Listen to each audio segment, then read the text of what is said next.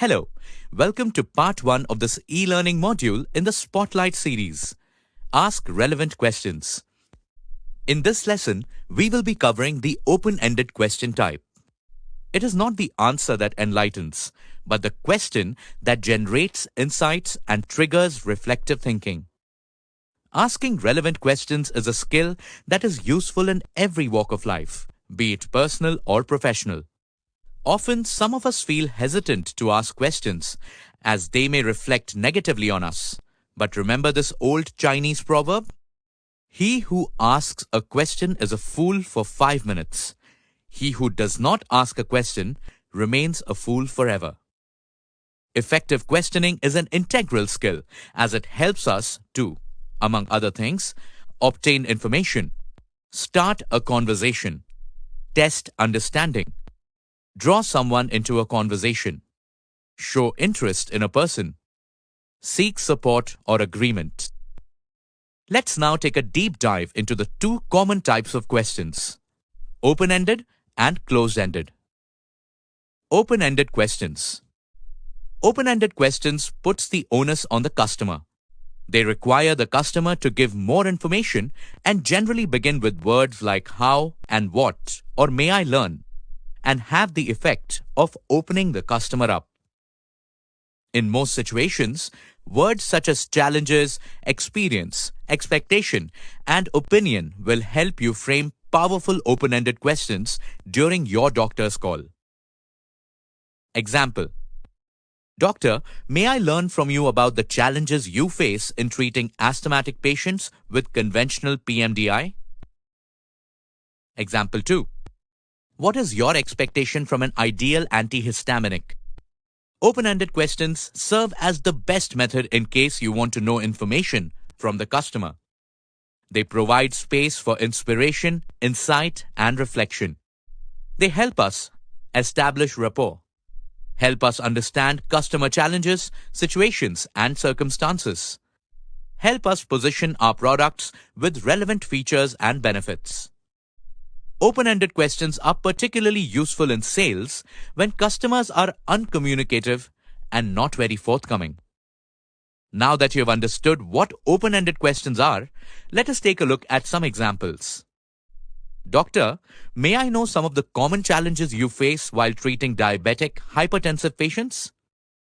What are your major expectations with a drug therapy while managing COPD patients?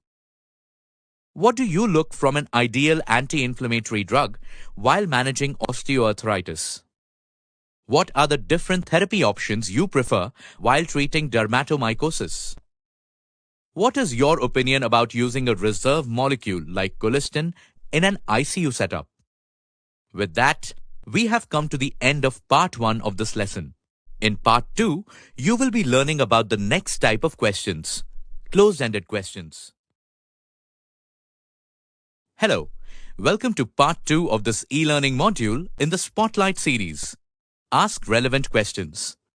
In this lesson, we will be covering the closed-ended question type. Let's dive right into it. Closed-ended questions. Closed-ended questions give you precise answers. However, when you ask closed-ended questions, it may sometimes limit the customer's answers or opinions.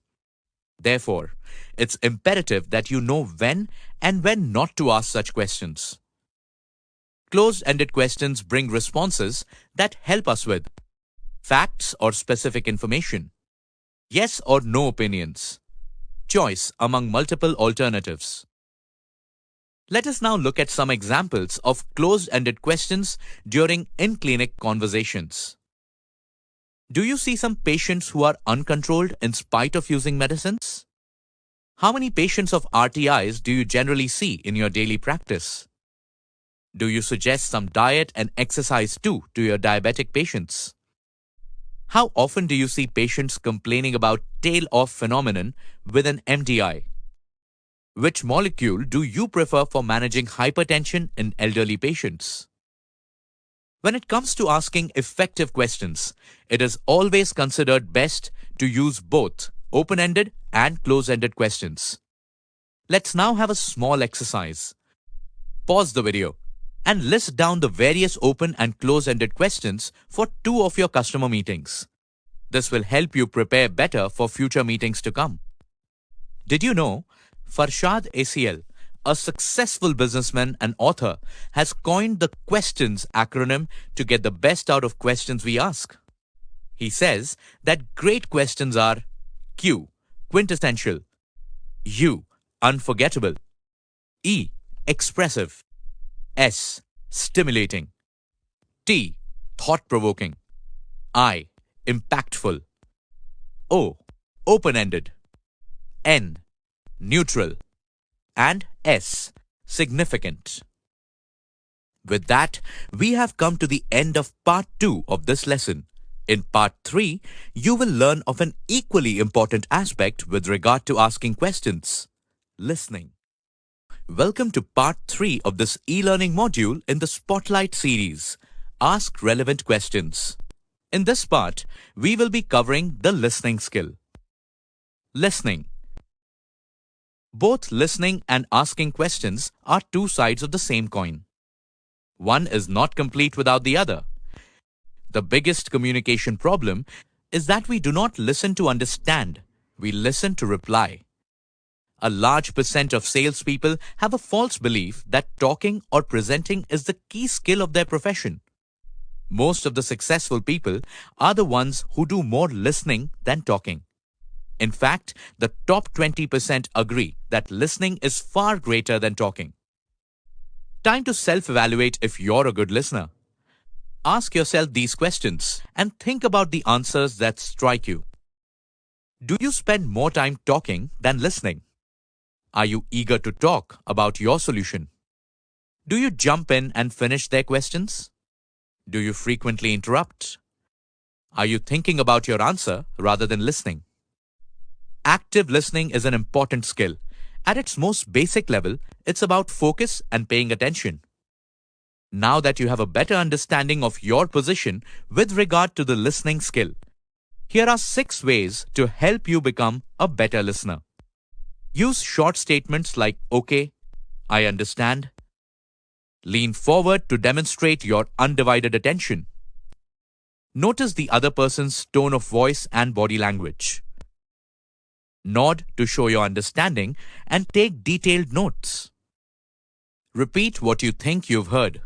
Paraphrase. Ask insightful questions to understand the other person's needs. Remember, it is hard to listen when you're talking or when you're thinking of a response. So make sure the customer has your undivided attention in order to achieve effective communication.